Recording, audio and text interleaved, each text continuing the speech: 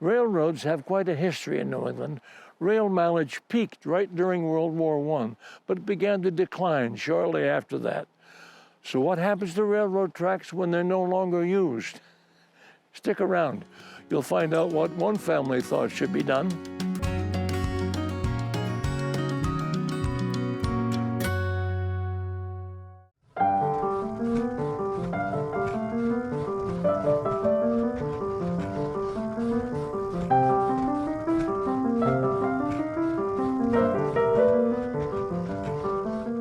Welcome to Windows to the Wild. I'm Willem Lange. Over 170 years ago, the Northern Railroad laid track that carried freight and passengers into central New Hampshire. Well, the Northern Railroad now is long gone, but some of the track remains. There's a section of it right here that has come to be used for something quite different from its original purpose. Now, joining me today to discuss this transition, this transformation, is the guy who did it, Gary LeBlanc. Gary, it is such a pleasure. Pardon me for not rising. And that's fine, Will. But you're the guy who did this, right? Yep.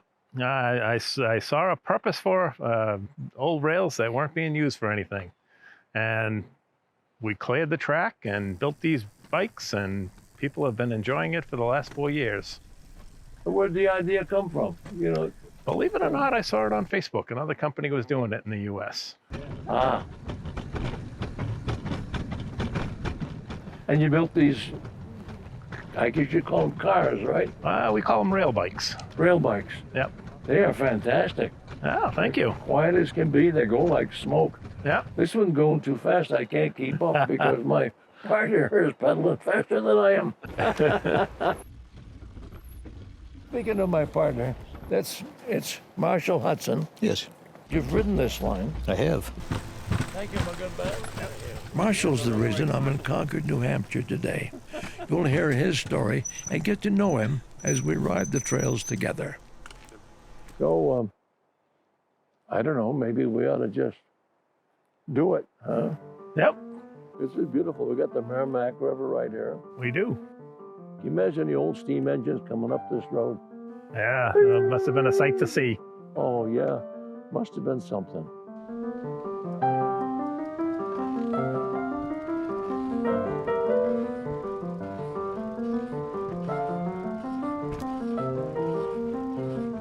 Now, before we get too far down the track, a bit of history. You're looking at the last remaining section of the Northern Railroad. The ties and steel rails were laid down in 1846.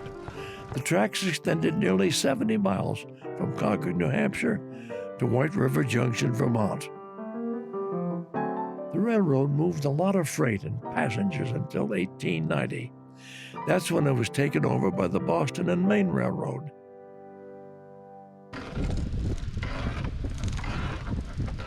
Traffic on the road declined after World War II. In the 1990s, the track was abandoned.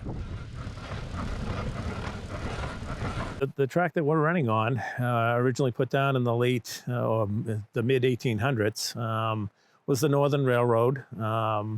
And there's not much of it left. I mean, there's basically 6 miles of track left of the Northern Railroad from back in those days. And we're using about half of that track at this point. So I kind of think that we're saving a piece of history by doing this. Whoa, look at that. Who's designed? What Gary's done is open this historic track to the public. If you're up to the task, Lake Power moves rail bikes along what's left of New Hampshire's Northern Railroad. How'd you find the place? I actually got lucky. I basically searched for my track on Google Earth and, spotted this and checked it out, and then got a hold of the railroad company that owned it, came up and walked it with my son, and we decided on which end we were going to use. All right, we're going to put this one on the track first. I put a lot into it, researched the industry, researched all the companies that were doing it out there, and then made the decision to try to move forward. It just seems like such a strange thing to get obsessed about. Yeah. Obsessed over. Well, I know. mean, I'm getting closer to retirement, and I figured, this is something. But not everybody was getting close to retirement. I was thinking they're starting a railroad. You know. I had model trains when I was a kid, so I've always liked the railroad. Always been fascinated with it. Yeah. So Okay. I figured these look cool. I would enjoy doing this. You found this place, I did. walked it, Yep. and whom did you have to deal with? Who's the railroad? Pan Am owned it at the time. Yep. So I Yeah. had to work out a lease with them. Gary had a lease in hand and 6.4 miles of railway to boot. That's when he and his family got to work. They built Scenic RailRiders. So then the work began, right? Yeah. It was very grown over. I mean, we had a tough time even walking it. It was so thick. Really? Yeah. Wow. Lots of trees growing up through it, thorns, and I mean, you can just imagine. Yeah. Yeah, so we had to go through and clear it all. So I built one 4-seat bike as a prototype, Yeah. and that became our buggy that we used to clear the tracks. Oh, yeah. We loaded that thing up. We had 4 of us on there. I put a board across the front, and we had a bucket on each side with all the tools in it. Sat my daughter on the board in the middle, on the front bumper up there, and the 5 of us went down the tracks. We kind of looked like the old Clampets back in the day.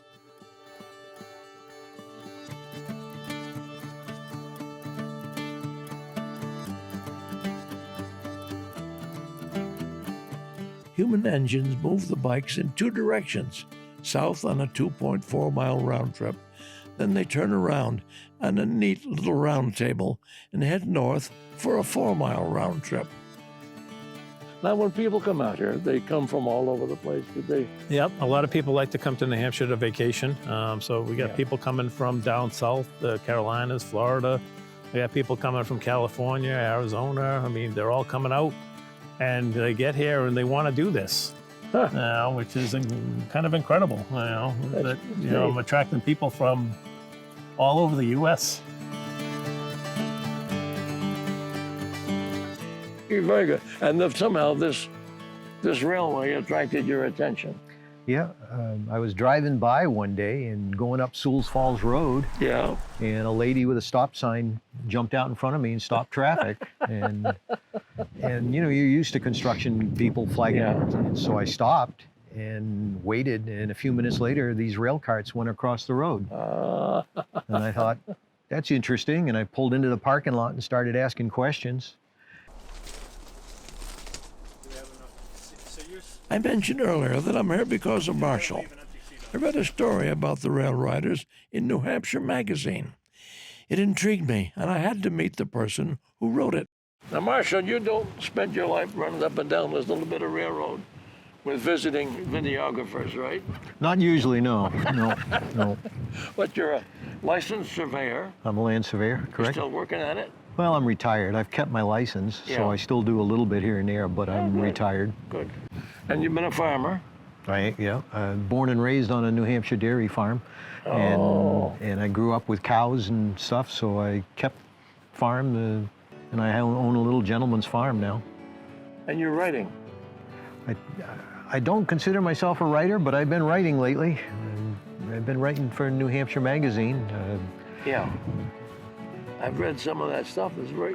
You're good. Well, thank you. I hate to admit it, but you really are good. You make me jealous. Well, thank you.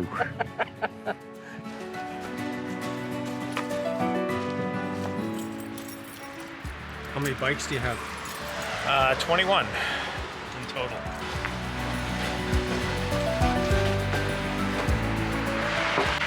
I see they all have names. They do. My family actually named them all. We got some pretty cool names in there. We went with like Larry Moe Curly, Romeo Juliet, Bonnie and Clyde, Thelma and Louise. And then we've got some Thomas the Train Show character names as well that the kids kind of enjoy. Bert and Ernie, yep. I love these little carts you made. That was urethane on the outside of those wheels. Yep. There's aluminum wheels, right? Aluminum wheels. The bikes are all aluminum, with the exception of the axles. Those are stainless steel. It's really quiet. I mean, they don't rumble on the tracks at all. It's Yep. very nice.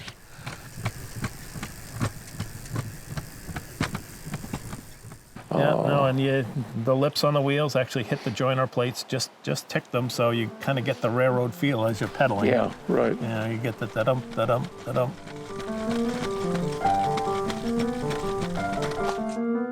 Okay. So your best bet is turn around, sit on the seat first. Yep. And then you can lift your leg up and over the bar. Now, if you're wondering, as I was, about the effort it takes to pedal a rail bike, keep this in mind. I have more metal in my leg than you'll find in a small hardware store. I did have a problem holding my left foot on the pedal, but our doughty videographer taped it to the pedal. We have families that, families will bring their grandparents along. They'll sit them on a bike, and once in a while the grandparents will throw a pedal or two in here and there, and the other people just pick up the slack for them. Yeah. We take kids. We buckle car seats onto our seats, so kids of all ages. Makes a great date for, on a two-seater, young couples going on a date. Yeah. I guess so. Yeah. That'd be sort of a test too, wouldn't Yeah. it? We've actually had a couple of wedding proposals on our tours as well. Is that right? Yep. Get away from me. I'm already taking one.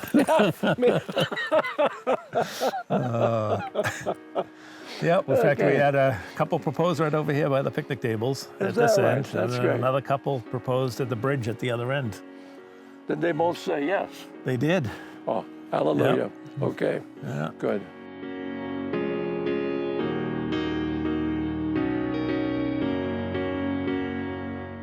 Marshall's story about the RailRiders describes more than the experience. He writes about discoveries he made along the way.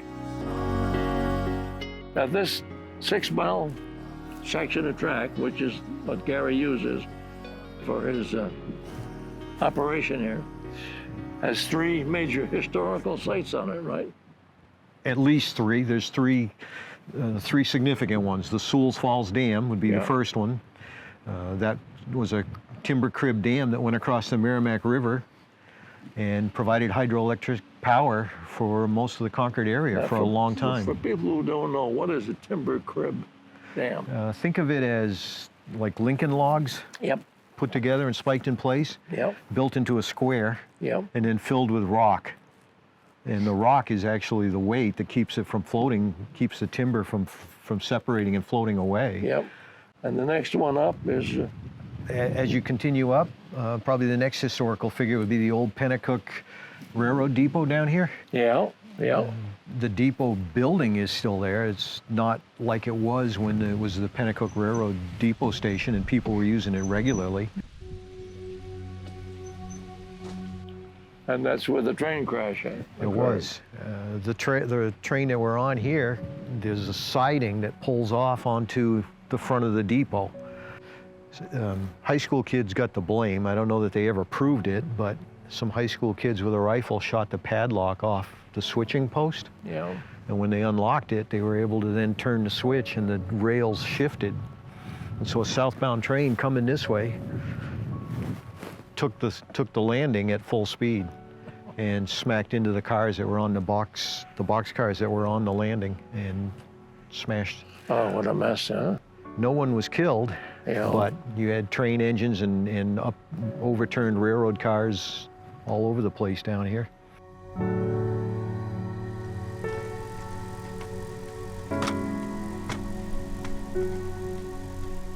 The third historic site is just up the tracks from where we are.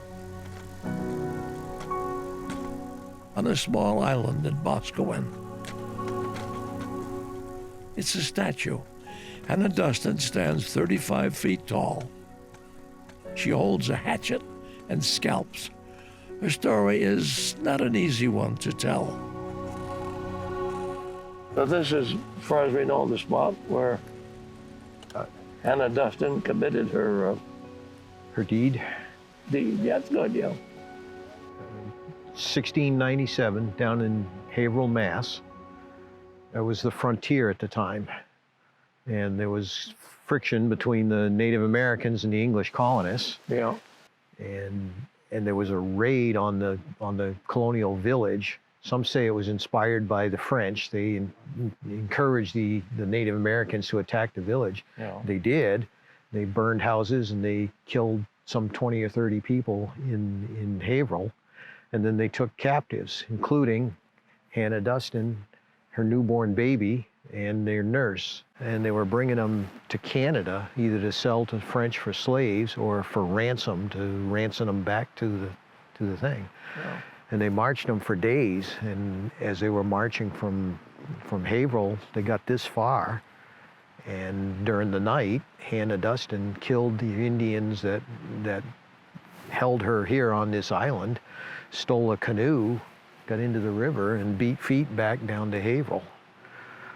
With, I presume, the nurse and the baby. Well, the baby got killed along the way. And the controversy here is in the context of it. Some view her as a hero. Yeah.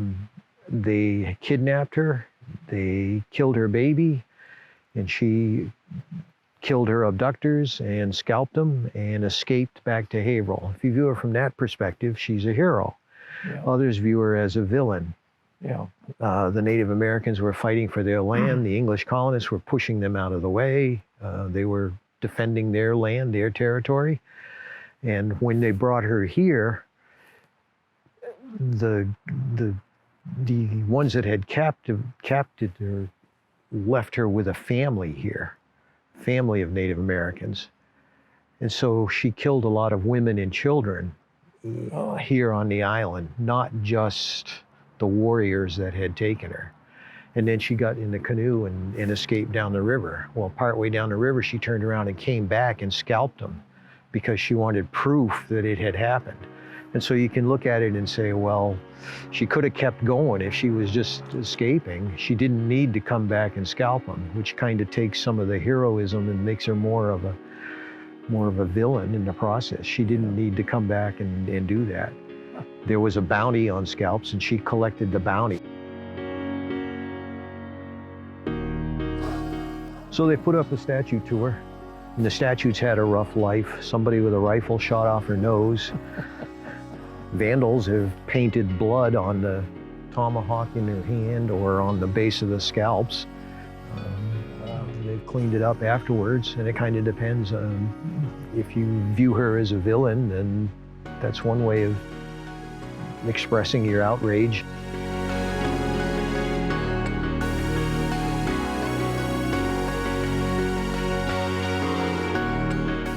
Marshall's work as a land surveyor helped him find this story. There are other gems he's discovered along the way. Many of them end up in New Hampshire Magazine. You got one every month now, right? I do. For the past 6 years, I've provided one a month. The last couple that I've written that I've enjoyed, one of them had to do with a dam up in Warren, where I was working with the dam construction crew up there. And we'd poured concrete that morning and then take a lunch break. And while we were having lunch, Bigfoot came walking out of the woods and joined us for our little lunch break. And I think that's a pretty neat experience. How many people do you know that actually have had lunch with Bigfoot? None of whom I would admit to knowing, I can tell you that, Well, except you. Now you know what. So that was a favorite story. Yeah. Another one had... Did he speak English? Yes. And he eats Pringles potato chips. I'm on the case. Yeah. Okay. Yeah. Another? Another one that I did recently had to do with a stone wall. Did you read that one? I did, Stone yeah. wall. It goes down the road. And then somehow, it's a very squared off stone wall. And somehow as it's going down the road, it rotates 90 degrees. And it's kind of an optical illusion, the way that it happens, because you can't tell where exactly it starts and where it comes out of the twist. Right. But it actually makes a twist like a drill bit as it goes down the road. And it goes airborne at that point. Where it does the twist, there's a drainage ditch under the wall. And so all those rocks are held up contrary to gravity, and it's kind of a unique feature how it's like that. That's kind of a neat thing, and I found that one just driving down the road. Yeah. there it is. Better pull over. That's great. Yeah. You found the builder, though. I did talk to the builder. Yeah, yeah. That's a secret. But I did talk to the builder, yes. So I Yeah. do know how he was able to do that, yeah. There was one surveying job that took Marshall down a dusty dirt road to a remote farm in a remote area. It led him to an abandoned cellar. He had the deeds, and with some research, made a surprising discovery. Read enough of deeds and surveys, you catch things that look odd. And when I started looking into it, I discovered that place was the hideout where the Boston Brinks robbery that took place in Boston in 1950, where 11 crooks broke in and cleaned out the Brinks counting house. And they got away with almost $3 million, and then the money's never been recovered. And they got away clean and left very little clues. And the Boston police and the FBI had very little idea who was behind it and who they were looking for. So the crooks were looking for a place to hide out for the 6-year statute of limitations. And when the statute of limitations had run out, they were then looking forward to coming forward and spending the money. And if you're in Boston and you're hiding out from a crime like that, where do you go? Well, you go to some little remote New Hampshire place. If possible. And I found it. And I haven't found the money yet, but I'm going to. It's got to be there somewhere. It's like Oak Island.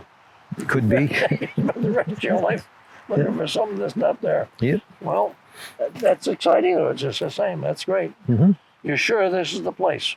I'm sure it's the place. Am I sure the money's there? Yeah, No. I know. No. But I'm sure it's the site, yeah.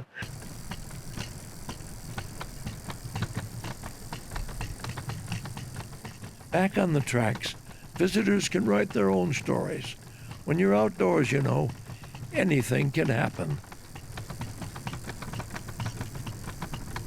Occasionally we see some deer out here. The deer, they'll walk right across in front of you, down the track. And they'll turn their head and look at you, and as you get closer to them, then they'll jump off and scoot through the woods on you. So it's kind of cool. It is nice, yeah. Now, what do they? This is obviously a different experience for them from. Yeah, well, I mean, how often and where can you go to actually pedal on top of the railroad tracks? Yeah. And it's a kind of a novelty idea initially. Yeah. And then, I mean, we run along the Merrimack River, so we have some nice views to offer as well. So they get their exercise. They do. It's a light workout for people. And, as long as you have everybody pedaling on the bike, it's not that big a pedal. As long as everyone's pedaling. Okay.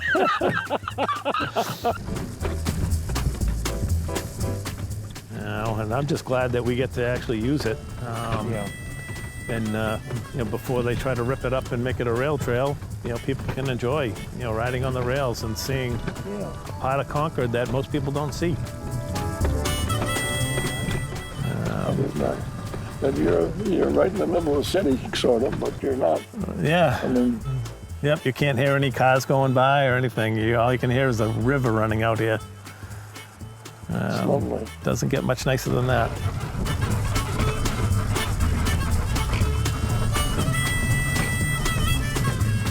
It's a nice piece of history. I'm glad that we're getting to use it, and I hope we get to continue to get to use it going forward. I love being here, seeing the people when they finish, how much they enjoy doing this. And it's just people get done and they're like, oh, we're gonna tell our friends and we're coming back again. If people come in the summertime, they want to come back in the fall and do it again in the fall. And then we get our repeat customers that come back and do it once or twice a year, which I think is great.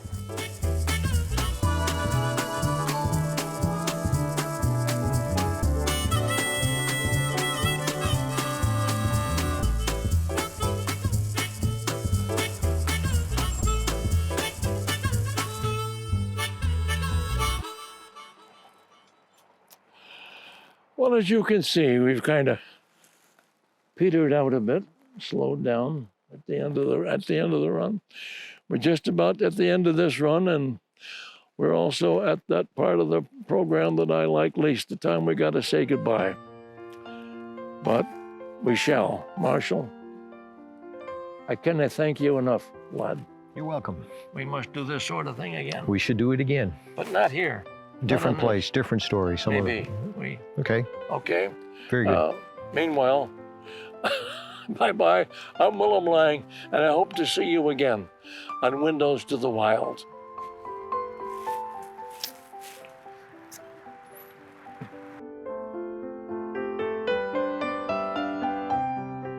Support for the production of Windows to the Wild is provided by the Alice J. Rain Charitable Trust, Bailey Charitable Foundation, and viewers like you. Make a gift to the wild and support the Willem Lange Endowment Fund, established by a friend of New Hampshire PBS. To learn how you can keep environmental, nature, and outdoor programming possible for years to come, call our development team at 603-868-4467. Thank you.